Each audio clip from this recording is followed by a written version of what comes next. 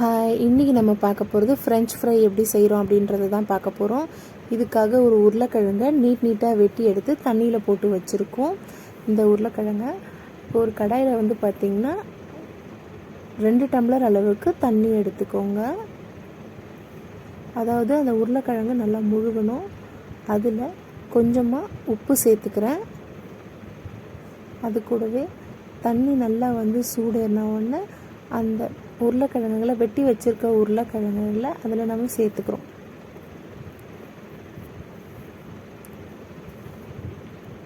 அதில் வேகணுன்ற அவசியம் இல்லை. அந்த உருளைக்கிழங்குல இருக்கிறது வந்து பார்த்திங்கன்னா நல்லா கொஞ்சம் லைட்டாக சூடேறினா போதும். அவ்வளோதான். நம்ம அப்படியே அந்த உருளைக்கிழங்கை எடுத்துடலாம். ஆனால் ஒரு பக்கம் மட்டும் சூடேறிட்டு இன்னொரு பக்கம் வந்து அப்படியே இருந்துடக்கூடாது. ஃப்ரெஞ்ச் ஃப்ரை நல்லா வராது. எல்லா பக்கமும் அது வந்து பார்த்திங்கன்னா அந்த சுடு தண்ணியில் லைட்டாக போட்டு நம்ம எடுத்துருக்கணும். இப்போ நம்ம எடுத்துடுறோம் எல்லாத்தையும்.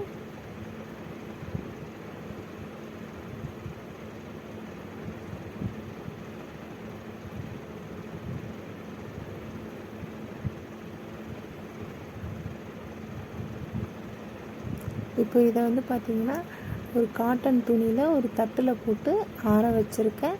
அப்படி இல்லைன்னா நீங்கள் ஒரு டிஷ்யூ பேப்பரில் போட்டு கூட ஆற வச்சுக்கலாம். நான் வந்து காட்டன் துணியில் போட்டு ஆற வச்சுருக்கேன். அந்த தண்ணியில் போட்டு எடுத்தது எல்லாமே ஃபுல்லாக வந்து ஆறணும். இப்போ நல்லா ஆறிடுச்சு. அதை ஒரு தட்டில் போட்டுட்டு ஒரு 3 டேபிள் ஸ்பூன் இதுக்கு வந்து கார்ன்ஃப்ளவர் சேர்த்துக்கிறேன்.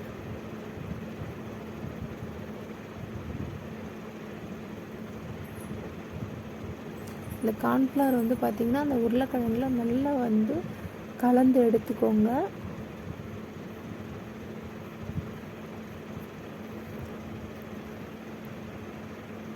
நீங்கள் எடுத்துருக்க உருளைக்கிழங்குக்கு சப்போஸ் கார்ன்ஃப்ளவர் பத்தலைன்னா கொஞ்சம் கார்ன்ஃப்ளவர் நம்ம சேர்த்துக்கலாம்.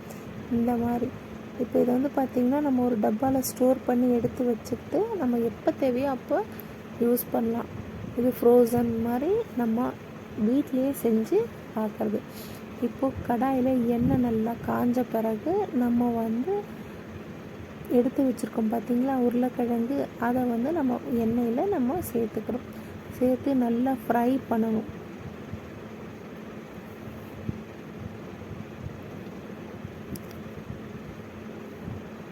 இந்த அளவுக்கு வந்து பார்த்திங்கன்னா நல்லா ஃப்ரை பண்ணிக்கணும்.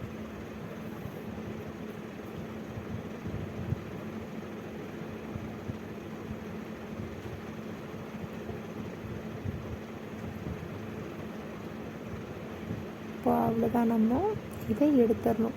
இது வந்து பார்த்திங்கன்னா ஒரு பேட்ச் தான் இது நம்ம எடுத்து போட்டிருக்கிறது.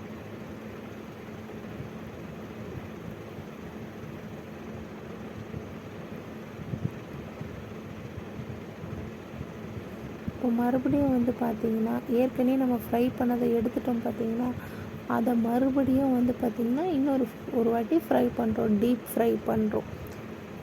நல்லா பார்த்திங்கன்னா தெரியும், மாவெல்லாம் எதுவும் இல்லாமல் ஏற்கனவே ஃப்ரை பண்ணது.